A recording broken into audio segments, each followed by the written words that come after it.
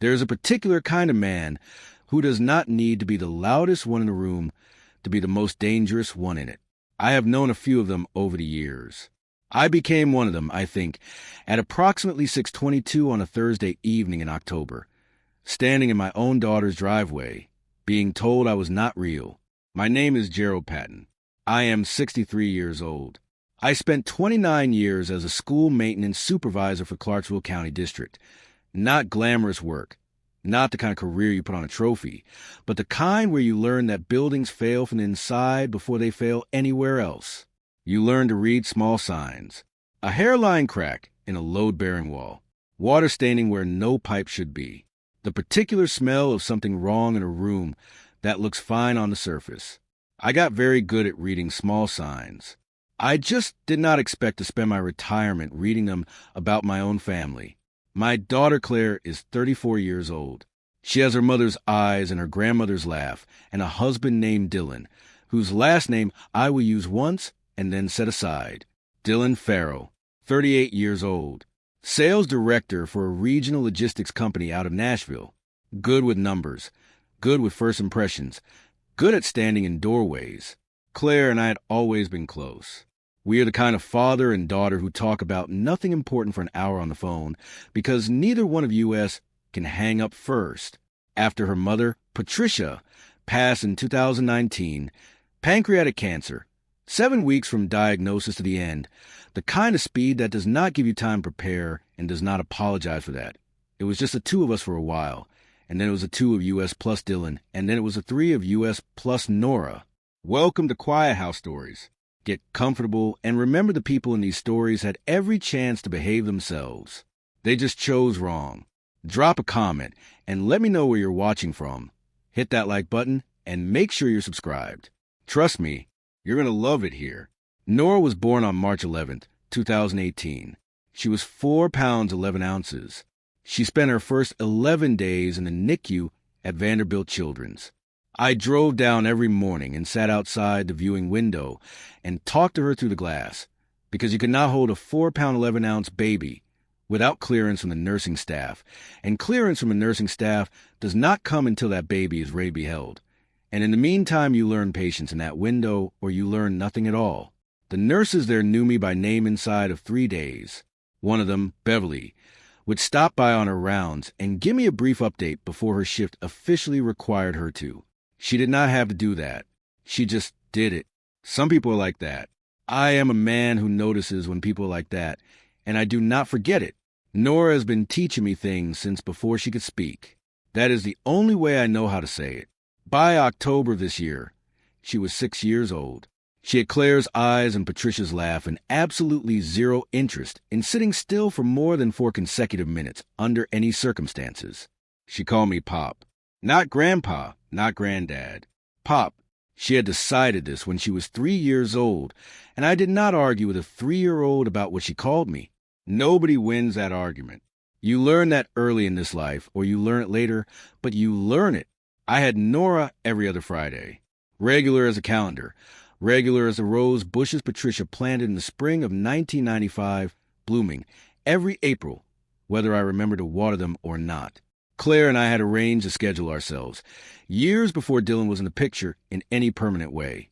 And after the wedding it stayed the same, because Claire wanted it to and Nora wanted it to, and I had never once given either of them a reason to change it. I picked Nora up at 4 o'clock on Fridays, brought her home Saturday by noon. 3 years of that, without interruption, without incident, without anyone feeling the need to discuss it, because there was nothing to discuss. The routine of it was its own kind of language. The kind you don't notice until it stops. I want you to understand something about what those Fridays meant. Not abstractly. Concretely. Friday afternoons in my kitchen, Nora sitting up on the counter because she liked to watch the onions go soft in the pan and ask why they change color when you cook them. I told her it was chemistry. She said she wanted to be a chemist when she grew up, and also a veterinarian, and also possibly a librarian, and she did not see why those had to be separate jobs. I told her I agreed they didn't. Saturday mornings, pancakes. The specific and ongoing argument about whether a pancake shaped like a dinosaur tasted different from a round one. It does not. I can state this with the full confidence of a man who has eaten both many times. But she was right that dinosaur-shaped ones were superior in every other way. And eventually I stopped arguing the point because some arguments you do not win and do not need to. The particular way she held my hand in parking lots without being asked. Just reached up and took it automatically because she was 6 and the world still felt appropriately large. The way she said pop when she was tired. A 2-syllable drop in pitch that meant she wanted to be carried, which I obliged because I am 63 years old and not yet too old to carry a 6-year-old. Whatever my lower back has to say about the matter. The way she asked questions in the truck. Not pointed questions, not anxious questions, but the wide-open questions of a child who had not yet learned that some questions make adults uncomfortable. Why do birds sit on power lines? Why does the moon follow the car? Why do some houses have 2 mailboxes? 3 years of Fridays. That is what was on the other side of that doorway on October 17th.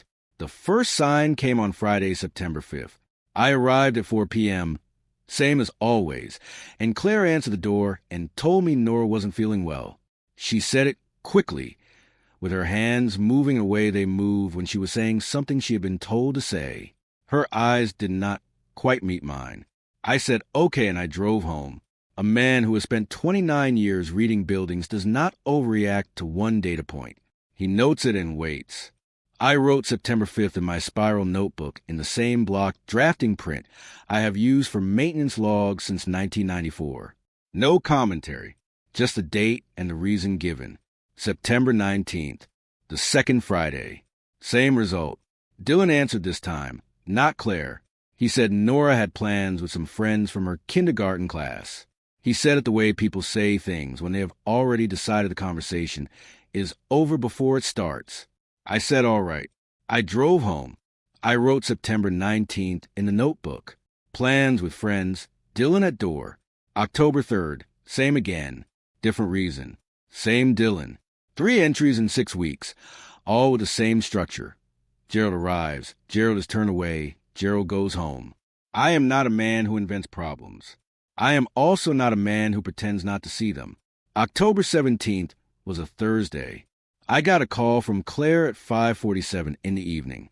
She sounded wrong in a specific way that mothers sound wrong when they're working very hard at sounding right. A slight tightness in sentences, a speed that is just a fraction too quick. She told me there had been an accident at school. Nora had fallen on the playground and hit her face on the climbing structure. She was home now. Split lip, some bruising on her left cheekbone. The school had followed their protocol. They had called both parents. Everyone was fine. I said I would come over to see her. Claire started to say something, and then I heard Dylan's voice in the background, low and certain. Not words I could make out, just a register of a man issuing a direction. Then Claire said, actually, tonight might not be the best time. Nora was tired. She needed rest. Maybe this weekend. She said, maybe we could see each other this weekend.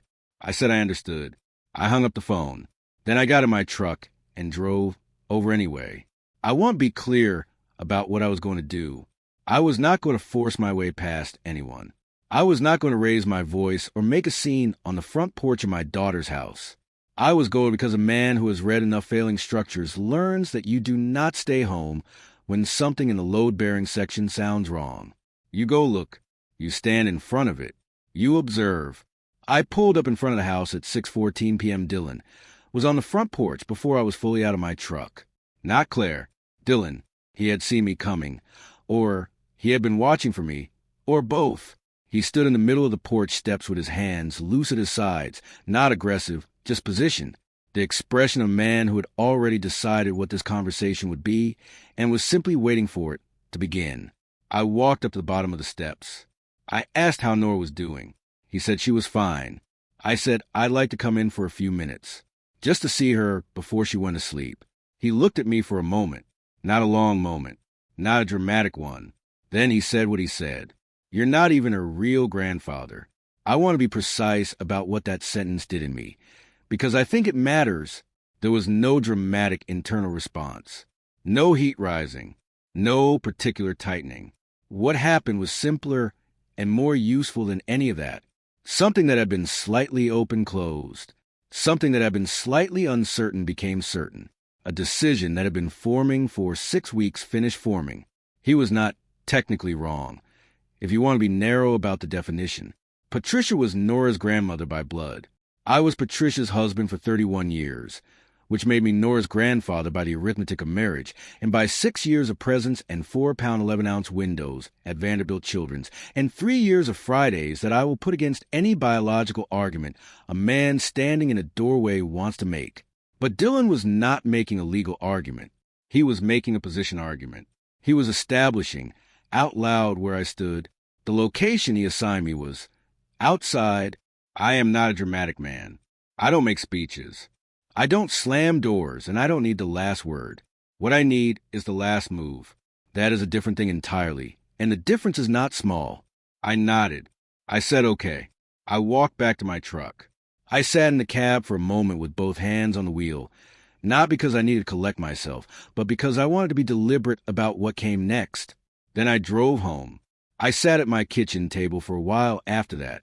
The white coffee mug I have had for 11 years went cold on the table while I had my spiral notebook open to the page where September 5th and September 19th and October 3rd were written in my drafting print. I added October 17th. Time, 6:22 p.m. I wrote, Dylan blocked access at front porch steps. Said, you're not even her real grandfather. Nora's condition not directly observed. Split lip and bruising per Claire's call at 5:47. Outside the kitchen window, the yard was dark, and the rose bushes Patricia had planted in the spring of 1995 were bare for the season, all cane and no color. I sat with the cold mug and the open notebook and the dark yard for long enough to get clear on exactly one thing. I was not going to make this loud. I was not going to make it dramatic. I was going to make it permanent. Then I put on my jacket, clothes, and notebook, and got back in my truck. I drove 3 blocks to Sycamore Lane. Vivian McCreary is 74 years old. She taught 3rd grade at Clarksville Elementary for 31 years, and she is one of those people who notices things without being told to and remembers what she notices without being asked. She retired the same year I did, 2023. Her house is a green-shuttered 2-story on Sycamore Lane with a bay window on the 2nd floor and a front porch with a clear sight line down the street. She lives directly across from Claire and Dylan's house.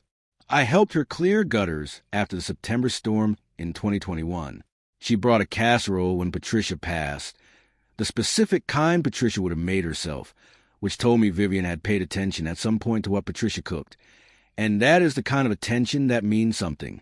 The ordinary compact of people who have lived near each other long enough to matter. I knocked on her door at 7:03 p.m. that Thursday. She answered in her reading glasses with a paperback in her hand, took one look at my face and said, I've been thinking about calling you. She put the kettle on and we sat at her kitchen table, a round table, good solid wood, the kind with a generation of small dents in it from years of actual use, and she told me what she had been watching since August. Not every week, not anything that announced itself, just the small signs.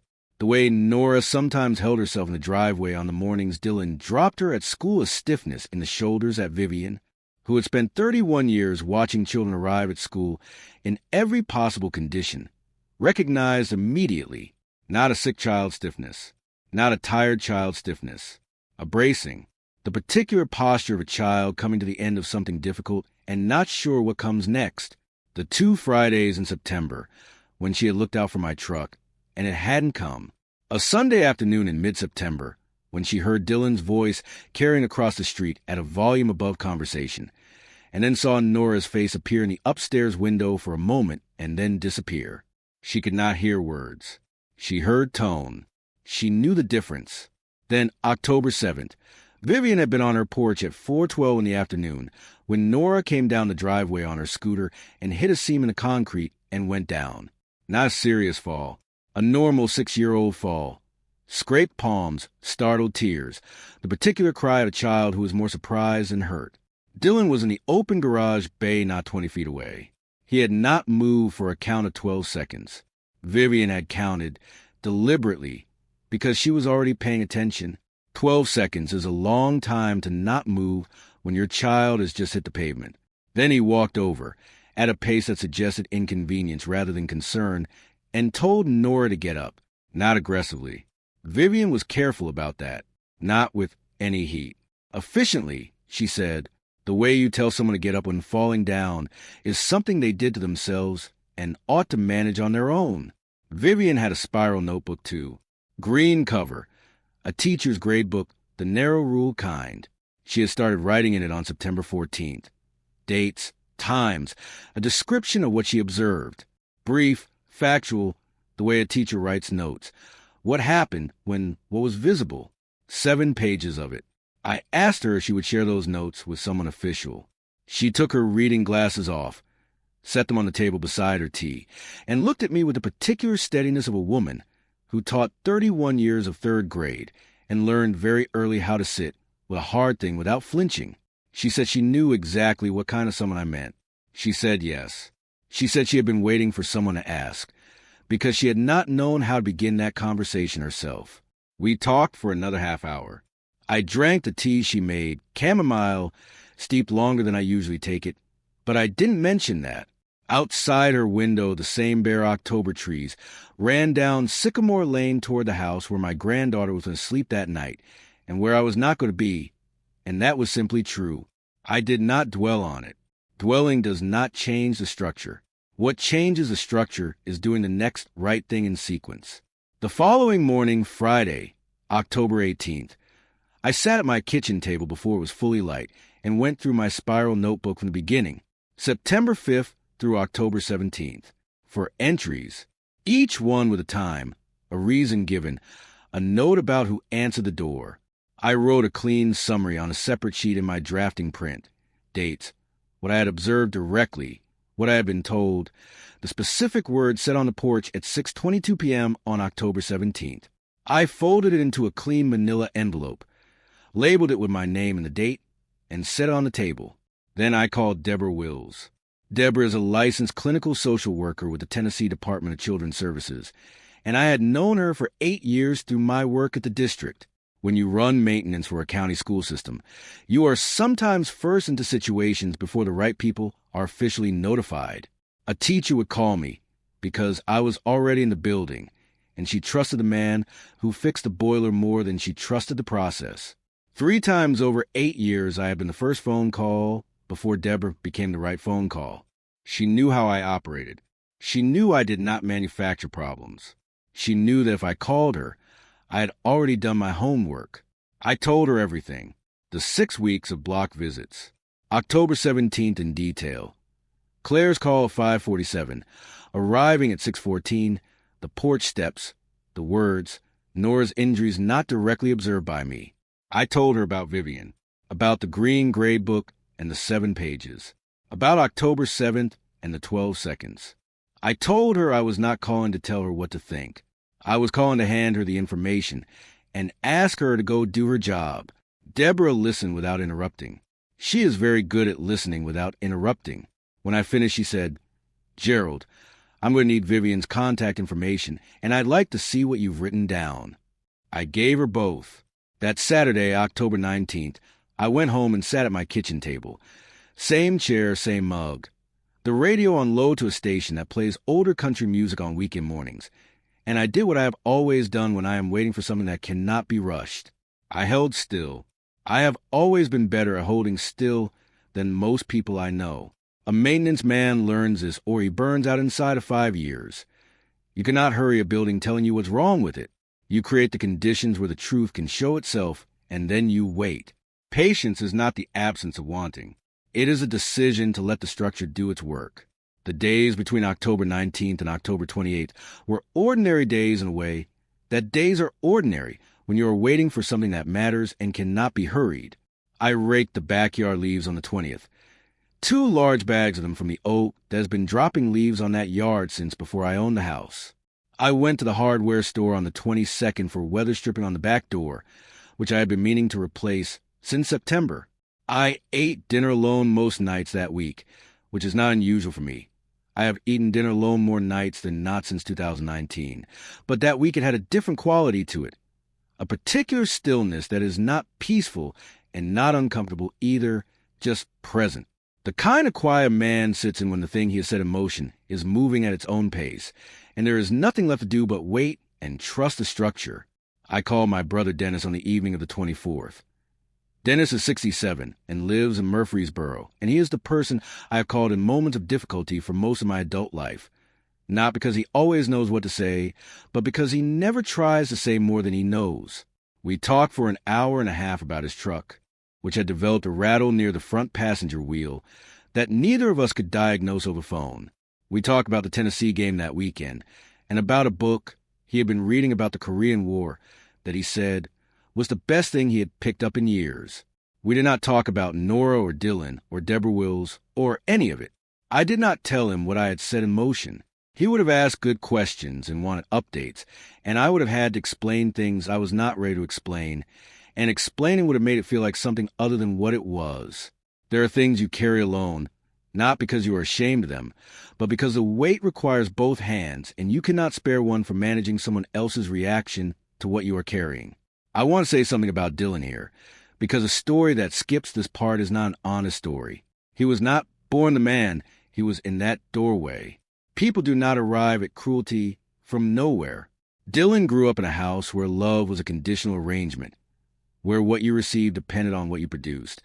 And the terms of that production could change without notice because the person holding the measuring stick was the one who decided when you had measured up.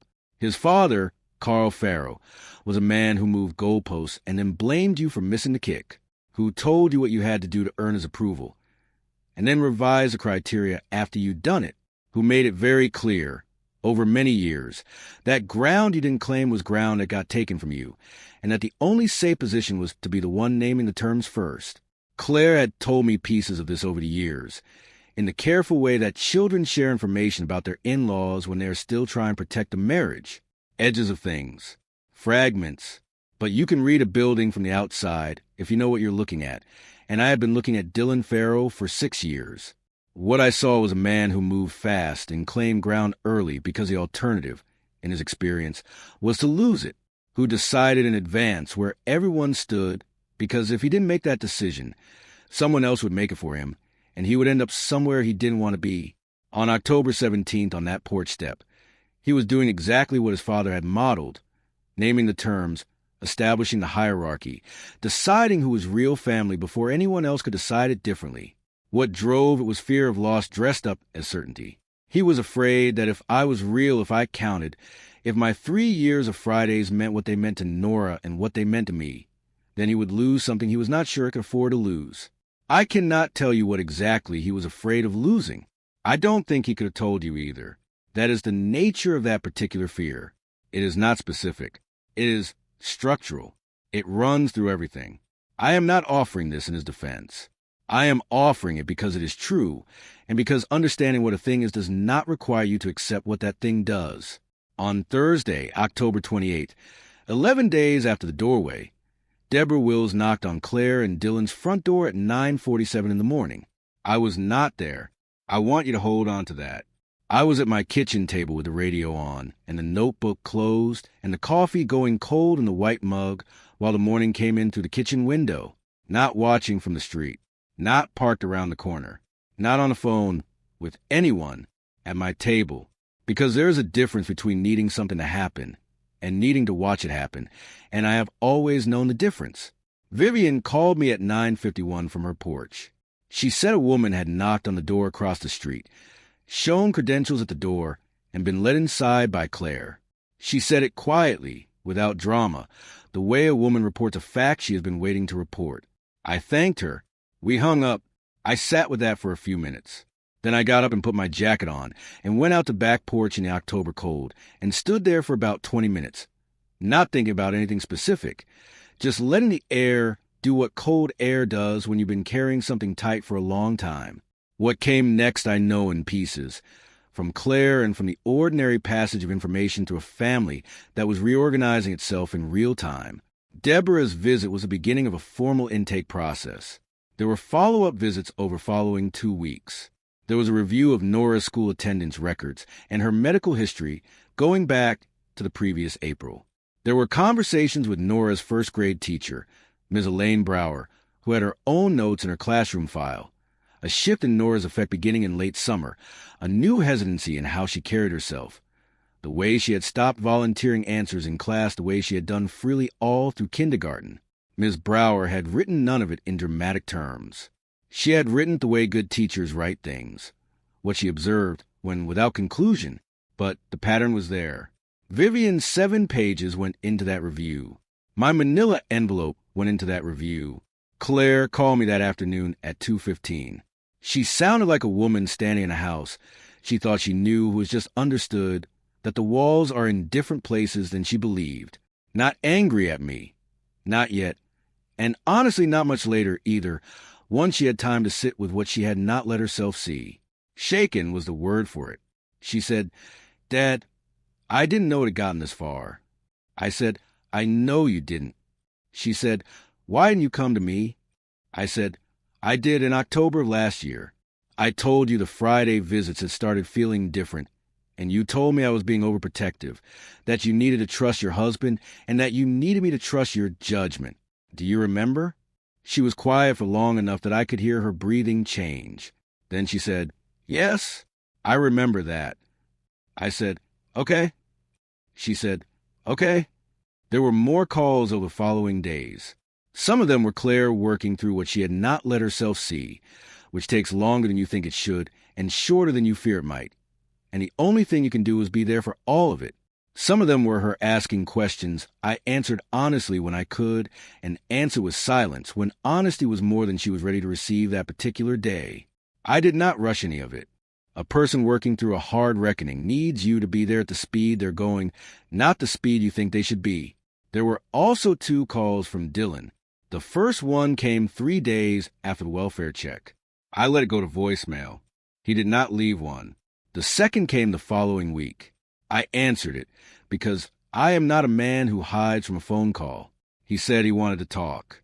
I said I didn't think that would be useful at this point.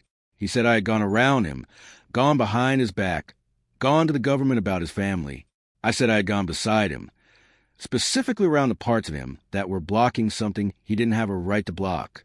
He said several things after that. I am not going to put them in this story, not because they shook me, but because they belong to a man in free fall, and I do not think it's fair to a person to hold their worst moment permanently against them in a story. I told him I hoped he would get some help. Then I hung up. That was the last time we spoke. 3 weeks after the welfare check, Dylan moved out. What came before and after that is Claire's story and Nora's story, and I am going to leave it there, where it belongs. What I will tell you is that by the first Friday in December, Nora came to my house for the first time since September 5th. She came through the door in her yellow jacket, the bright one, yellow as a school bus, the one Patricia had ordered for her the previous Christmas, and that Nora had declared her permanent jacket for all outdoor activities regardless of weather appropriateness. She sat up on the kitchen counter while I made her cereal, because she still liked to watch whatever was happening on the stove, even when nothing was on the stove, out of habit. She ate her cereal and told me about her teacher and about the chapter book she was reading, which had a dog in it, which had let her do research into the best kinds of dogs. Beagles, she said, were the best ears of any dog. She had determined this from comprehensive research, which consisted of one YouTube video, and a conversation with her friend Amara, whose family had a beagle named Toast. I said that sounded like solid methodology. She said yes, she thought so too. The second best ears, she told me, belonged to the Basset Hound, which was related to the beagle, which explained the ear situation. She had a theory that dogs with longer ears were better listeners overall, which was a quality she valued in both dogs and in people. I told her that was a well-reasoned position. She said she knew. She asked if I wanted a dog. I told her I had been thinking about it. She said she would help me pick. Not that she would like to help, not that it might be fun, but that she would help, stated as settled fact, the way she stated most things. I told her I was counting on it. Outside the kitchen window, it was a gray December morning. The rose bushes were bare cane and no color. The yard was quiet. The neighborhood was quiet. The white coffee mug was warm in my hands, and Nora's yellow jacket hung on the chair behind her, and she was eating cereal and explaining the finer points of hound dog ear taxonomy, and everything we had both been carrying for the past 3 months was still there, sitting between us in the ordinary air of that kitchen, not gone, not resolved, not finished, just held. The way you hold something when you're going to carry it for a while, and you have decided to do that together. I do not feel like I won something. I want to say that clearly, and I want you to believe me when I say it. When you spend 6 weeks watching a door close between you and a 6-year-old girl who calls you Pop and holds your hand in parking lots and has strong opinions about pancake shapes and a carefully researched theory about ears, it is not a victory when that door opens again. It is a relief that is shaped like grief. The grief is for the weeks, for the Fridays that should have existed and didn't, for the things you cannot know about what Nora carried in that house during those months. Things she is only 6 years old and does not yet have a language for. That grief does not go away because the door is open again. It just becomes something you carry differently. Yeah, I'm okay. And the thing is, I meant it. Nora finished her cereal. She set the bowl on the counter beside her and looked at me with her mother's eyes and said, "Pop, can we go outside?" I said yes. I got her jacket off the chair and held it open, and she slid her arms in one at a time, the way she always had.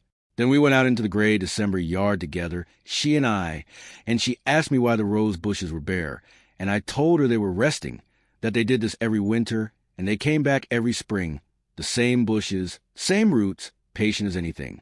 She said, "Do they know they're going to come back?" I thought about that for a second. I said I didn't think they needed to know. I thought they just did. She thought about that too. Then she said, "Okay," and took my hand, and we stood there in the quiet yard in December while the neighborhood held still around us and the bare rose bushes waited for spring. That was enough. That was exactly what enough feels like. If you enjoyed this story, join our community by hitting that like button and subscribing for more real, raw, and family-centered stories. And as always, thank you for being a part of Quiet House Stories. I will see you on the next one.